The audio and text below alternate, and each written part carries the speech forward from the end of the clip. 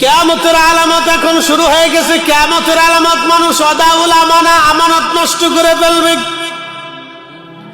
এরপরে নবীজি বললেন, আমার উম্মত আরো শুনে নাও, তোমরা নিজের পিতাকে দূরে সরাইয়া বন্ধু বান্ধবকে আপন মনে করবে, বাবাকে পর মনে করবে, বন্ধু বান্ধবকে আপন মনে করবে। কিয়ামতের আলামত, নিজের স্ত্রীর আনুগত্য করতে যেয়া নিজের মাকে কষ্ট দেবে। কিয়ামতের আলামত, স্ত্রীর আনুগত্য করবে, মাকে কষ্ট দিবে। কিয়ামতের আলামত। ও আমার উম্মত, তোমরা শুনিয়ে নাও, সমাজে অন্যায় বিচার হবে, ন্যায় বিচার পাওয়া যাবে না। সমাজে অন্যায় বিচার হবে। বর্তমান 68,000 গ্রাম আছে, প্রায় 5,000 পর্যন্ত ইউনিয়ন আছে। 5,000 ইউনিয়নে 5,000 চেয়ারম্যান আছে। 5,000 ইউনিয়নে অন্তত 15,000 থেকে 20,000 মেম্বার আছে। কথা ঠিক আছে না ভাই?